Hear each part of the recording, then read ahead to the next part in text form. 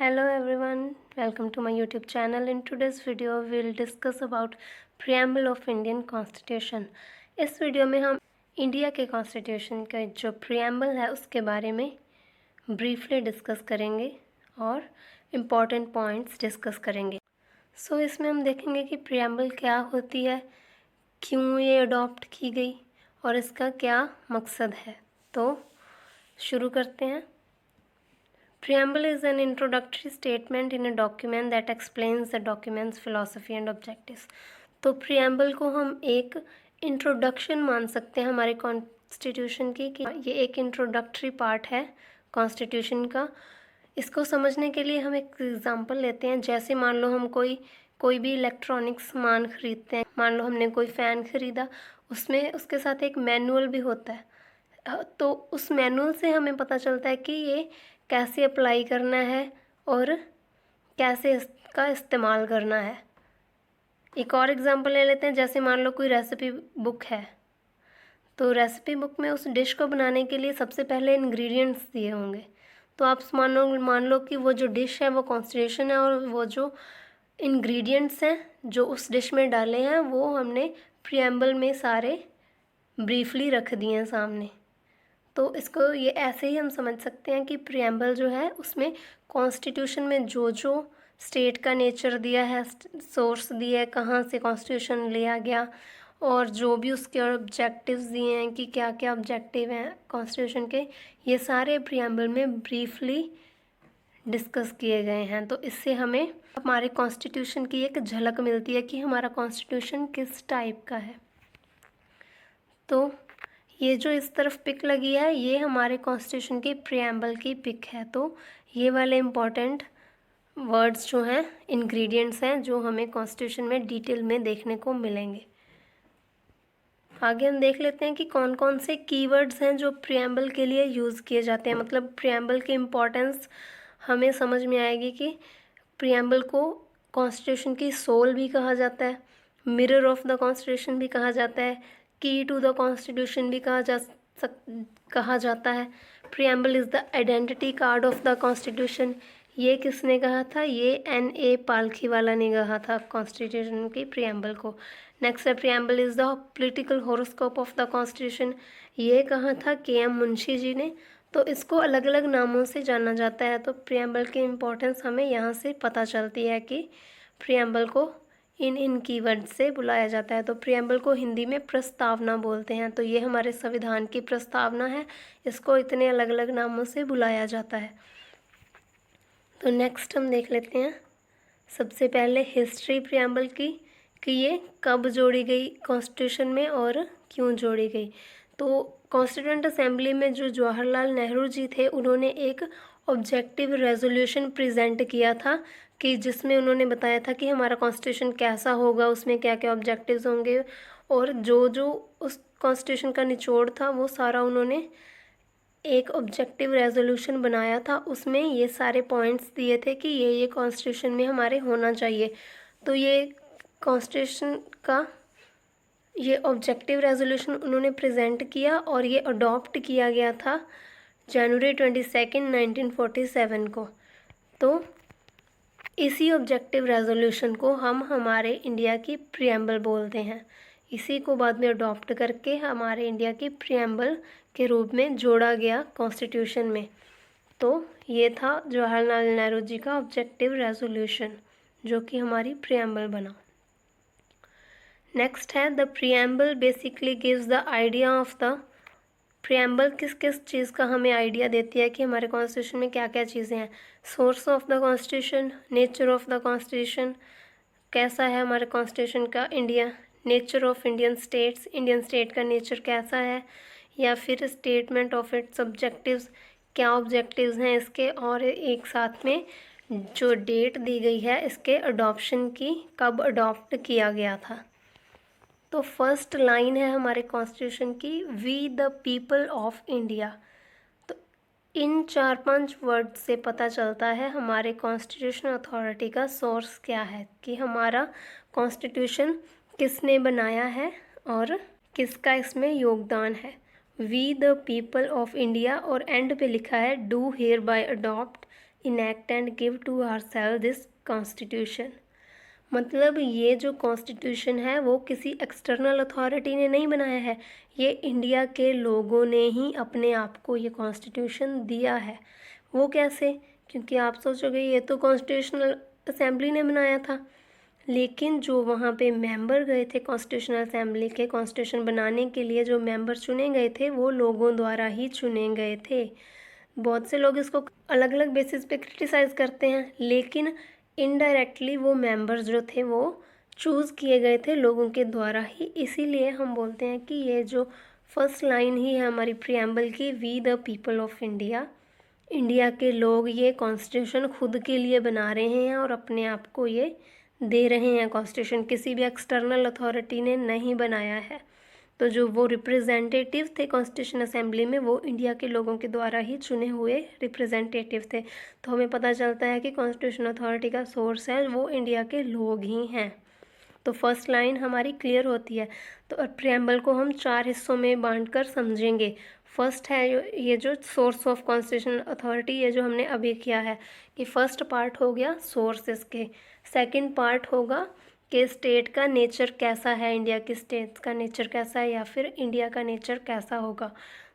तो आगे एक और पार्ट होगा, थर्ड पार्ट, उसका होगा ऑब्जेक्टिव्स। तो उससे पता चलेंगे हमारे ऑब्जेक्टिव्स क्या क्या ऑब्जेक्टिव हैं। तो नेक्स्ट फोर्थ पार्ट होगा डेट ऑफ अडॉप्शन। तो नेक्स्ट पार्ट हम इसका देख लेते हैं, nature of the state, state का नेचर कैसा है इंडिया का। तो फर्स्ट है स्वर्ण। स्वर्ण मतलब प्रभुसत्ता संपन्न राज्य। तो इंडिया क्या है? एक स्वर्ण स्टेट है। मतलब कोई भी एक्सटर्नल प्रेशर इंडिया पे नहीं है, कोई भी कंट्रोल नहीं है इंडिया पे। इंडिया इंडिपेंडेंट स्टेट है। स्वर्ण बेसिकली 2 टाइप्स की होती है, इंटरनल और एक्सटर्नल। इंडिया इंटरनली और एक्सटर्नली दोनों तरीके से स्वर्ण और इंडिपेंडेंट है। मतलब हमारे किसी भी डिसीज़न पे किसी एक्सटर्नल अथॉरिटी का प्रेशर नहीं है, हम अपने डिसीज़न खुद लेते हैं। इंडिया इंडिपेंडेंट है। तो इंडिया एक स्वर्ण कंट्री है, इंडिया का ये नेचर है। नेक्स्ट पॉइंट है सोशलिस्ट। सोशलिस्ट वर्ड जो है ऐड किया गया था अमेंडमेंट के बाद। तो सोशलिस्ट मतलब एक तो 2 तरह से समझ सकते हो आप सोशलिस्ट को। एक तो कैपिटलिस्ट का ऑपोजिट सोशलिस्ट। कैपिटलिस्ट मतलब जिसमें सारा जो कंट्रोल होता है वो प्राइवेट सेक्टर में होता है, मतलब जो भी कंट्री की इकोनॉमी है उसको वो प्राइवेट हैंड्स में होती है। लेकिन जो सोशलिस्ट होता है वो इसका ऑपोजिट होता है, मतलब गवर्नमेंट रेगुलेट करती है इकोनॉमी को, गवर्नमेंट का ऊपर कंट्रोल होता है, जो भी इकोनॉमी में चेंजेस होते हैं उस पर गवर्नमेंट का पूरा कंट्रोल होता है। तो एक तो आप उस तरह से समझ सकते हो, क्योंकि यहाँ पे सोशलिस्ट 2 तरह से है। एक तो है मार्क्सिस्ट वाला, जो मार्क्स ने दिया था वो वाला सोशलिस्ट, एक गांधीयन सोशलिस्ट, मतलब जो गांधी जी ने जिस तरह से सोशलिस्ट को डिफ़ाइन किया था वो वाला। मतलब जो है इंडिया की जो इंडिया में बेरोजगारी, गरीबी और जो भी प्रॉब्लम्स हैं उनको ख़त्म करके इंडिया को एक इंडिपेंडेंट स्टेट बनाना है, इंडिया के लोग हैं उनको इंडिपेंडेंट बनाना है और सारी प्रॉब्लम्स को ख़त्म करना है। तो ये जो इंडिया, ये सोशलिस्ट वर्ड आप इन दोनों का, मार्क्सिस्ट और गांधीयन सोशलिस्ट का मिक्सचर बोल सकते हो, मिक्सचर कह सकते हो। तो इस तरह इंडिया एक सुवर्ण सोशलिस्ट कंट्री हो गई। Next point is secular. Secular भी बाद में ऐड किया गया था। सेकुलर कैसे है इंडिया? सेकुलर स्टेट का मतलब जिस स्टेट का अपना कोई रिलीजन नहीं होता वो सेकुलर स्टेट होती है। लेकिन स्टेट के जो भी सिटीजन हैं वो अपना कोई भी रिलीजन अडॉप्ट कर सकते हैं, कोई भी रिलीजन अपना सकते हैं। स्टेट का खुद का कोई रिलीजन नहीं होगा, लेकिन जो सिटीजन्स हैं वो अपनी मर्जी से अपना कोई भी रिलीजन अडॉप्ट कर सकते हैं, वो उनको पूरी तरह से फ्रीडम दी हुई है। Next point is democratic. Democratic आपको पता ही है कि लोगों का शासन। डेमोक्रेसी भी 2 तरह की होती है, डायरेक्ट और इनडायरेक्ट। जो स्मॉल कंट्रीज़ होती हैं वहाँ पे तो डायरेक्ट डेमोक्रेसी है, जो लोग हैं वहाँ के डायरेक्टली डेमोक्रेसी में पार्टिसिपेट करते हैं, डायरेक्टली अपने डिसीजंस देते हैं। लेकिन इंडिया में है इनडायरेक्ट डेमोक्रेसी। इतनी बड़ी कंट्री में डायरेक्ट डेमोक्रेसी जो है वो पॉसिबल नहीं हो सकती, इसलिए इंडिया में है इनडायरेक्ट डेमोक्रेसी।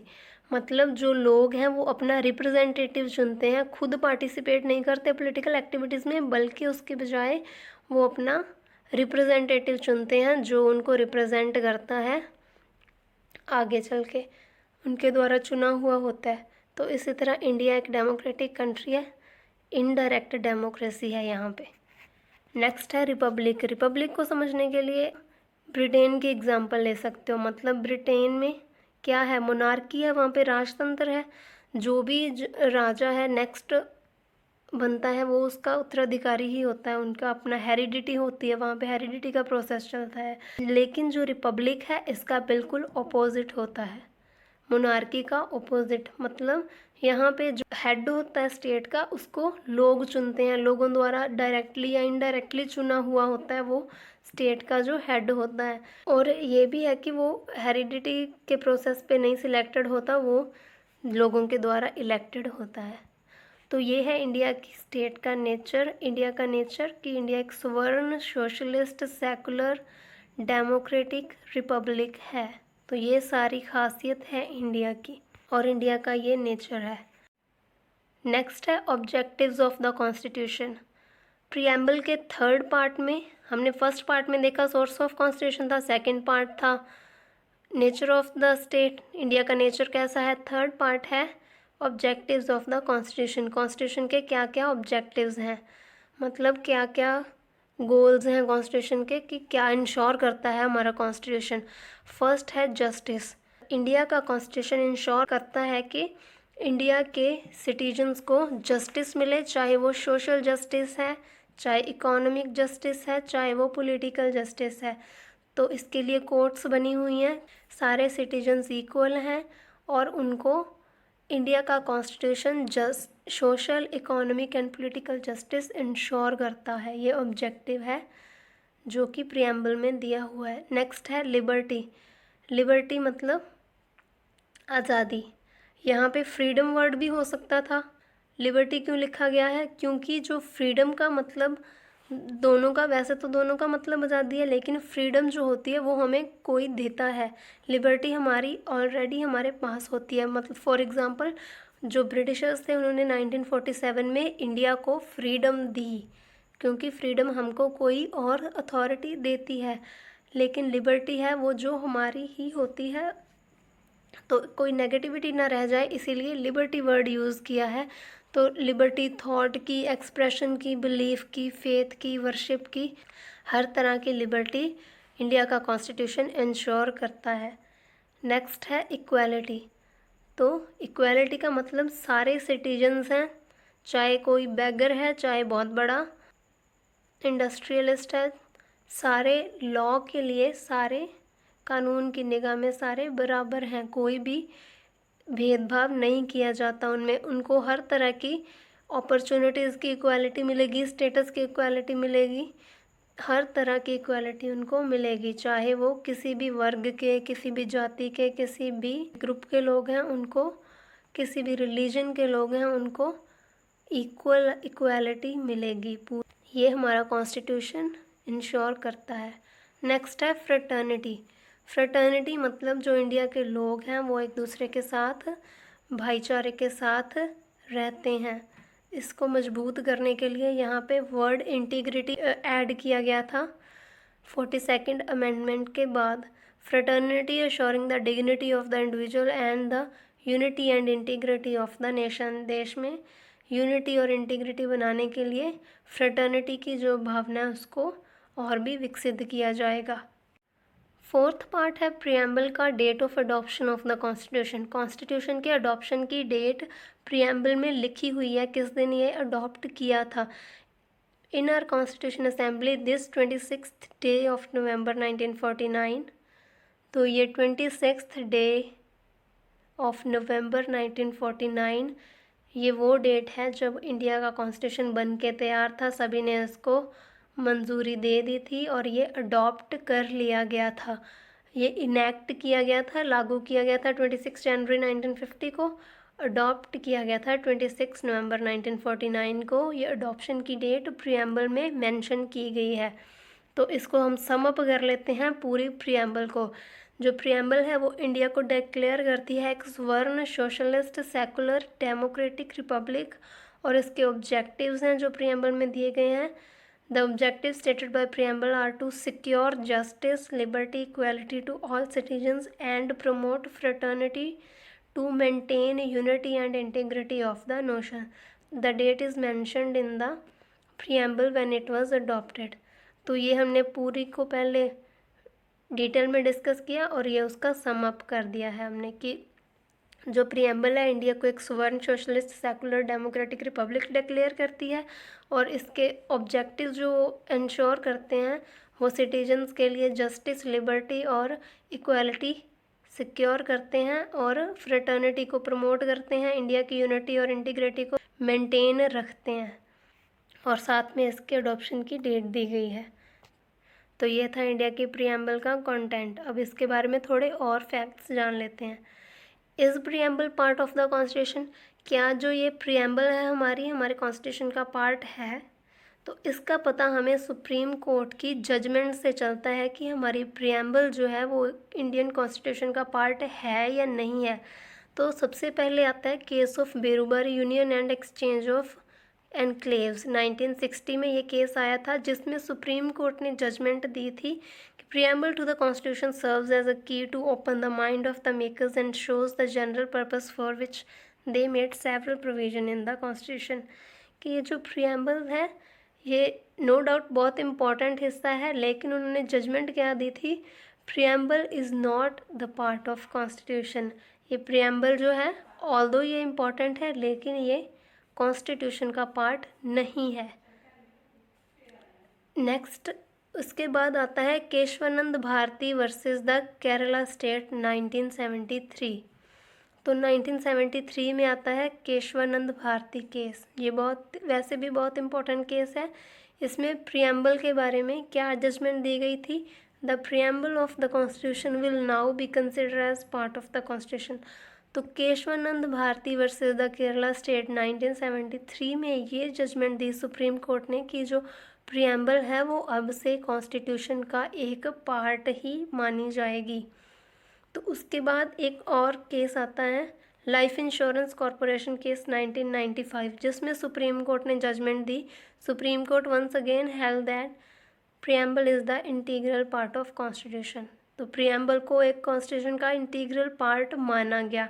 तो इसका मतलब ये है कि प्रियम्बल जो है वो कॉन्स्टिट्यूशन का एक बहुत ही ज़रूरी हिस्सा है। तो इसमें अब कोई डाउट नहीं होना चाहिए कि प्रियम्बल कॉन्स्टिट्यूशन का हिस्सा है या नहीं है, क्योंकि सुप्रीम कोर्ट की जजमेंट जो है उससे हमें पता चलता है कि जो प्रियम्बल है वो कॉन्स्टिट्यूशन का इंटीग्रल पार्ट है। नेक्स्ट है अमेंडमेंट ऑफ द प्रियम्बल। क्या प्रियम्बल को अमेंड किया जा सकता है? जिस तरह कॉन्स्टिट्यूशन में अमेंडमेंट्स होती हैं उसी तरह प्रियम्बल में अमेंडमेंट्स हो सकती हैं क्या?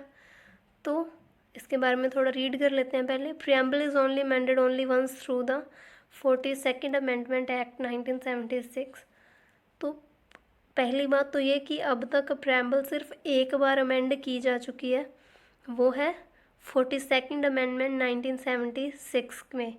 उसमें प्रियम्बल में 3 वर्ड्स जोड़े थे जो कि थे सोशलिस्ट, सेकुलर एंड इंटीग्रिटी। तो ये 3 वर्ड्स 42nd अमेंडमेंट 1976 के थ्रू प्रियम्बल में ऐड किए गए थे। As a part of constitution preamble can be amended under article 368। तो क्योंकि प्रियम्बल कॉन्स्टिट्यूशन का हिस्सा है, जिस तरह कॉन्स्टिट्यूशन अमेंड हो सकता है, आर्टिकल 368 के तहत प्रियम्बल को भी अमेंड किया जा सकता है। But the basic structure of preamble can not be amended. जिस तरह कॉन्स्टिट्यूशन का बेसिक स्ट्रक्चर अमेंड नहीं किया जा सकता, उसी तरह प्रियम्बल का बेसिक स्ट्रक्चर अमेंड नहीं किया सकता। आर्टिकल 368 के तहत अमेंडमेंट तो की जा सकती है, लेकिन बेसिक स्ट्रक्चर जो है उसे नहीं अमेंड किया जा सकता। The term socialist, secular and integrity were added to the preamble through 42nd Amendment Act 1976। ये जो वर्ड थे secular, socialist, secular and integrity, ये ऐड किए गए थे। तो ये भी तो अमेंडमेंट की गई थी, लेकिन ये अमेंडमेंट हुई थी, इसके साथ जो है बेसिक स्ट्रक्चर में कोई भी बदलाव नहीं आया था, उल्टा जो प्रियम्बल है और स्ट्रॉन्ग नेशन रिप्रेजेंट किया इसने हमारा। तो इसीलिए ये एक बार अमेंड हो चुकी है और अब तक सिर्फ एक ही बार अमेंड हुई है। तो ये वर्ड्स ऐड किए गए थे। जो सोशलिस्ट वर्ड है, जो सोशलिस्ट और सेकुलर वर्ड है, ये सोवर्ण और डेमोक्रेटिक के बीच में जोड़े गए थे। और ये जो यूनिटी ऑफ नेशन है वो चेंज किया था, unity and integrity of nation. तो अब तक ये चेंजेस हुए हैं प्रियम्बल में। तो इसमें कोई डाउट नहीं है कि प्रियम्बल कॉन्स्टिट्यूशन का बहुत इम्पॉर्टेंट हिस्सा है। ये अमेंड भी हो सकती है लेकिन इसका बेसिक स्ट्रक्चर अमेंड नहीं हो सकता। नेक्स्ट है कि although not enforceable in court, it's very important line कि ये जो, इससे हमें पता चलता है कि जो ये प्रियम्बल है वो जस्टिसिएबल नहीं है, मतलब इन्फोर्सेबल नहीं है। इसमें जो भी प्रोविजंस दी हैं इसको इम्प्लीमेंट करवाने के लिए हम कोर्ट में नहीं जा सकते, मतलब ये इन्फोर्सेबल नहीं है। Preamble states that objective of the constitution and, चाहे ये जस्टिसिएबल नहीं है लेकिन फिर भी उस बात को लेकर इसकी इम्पोर्टेंस कम नहीं हो जाती। इसकी इम्पोर्टेंस उतनी ही रहती है, उतनी ही इम्पोर्टेंट है, उतनी ही हमारे कॉन्स्टिट्यूशन के लिए ज़रूरी है ये। It acts as an aid during the interpretation of articles when language is found ambiguous.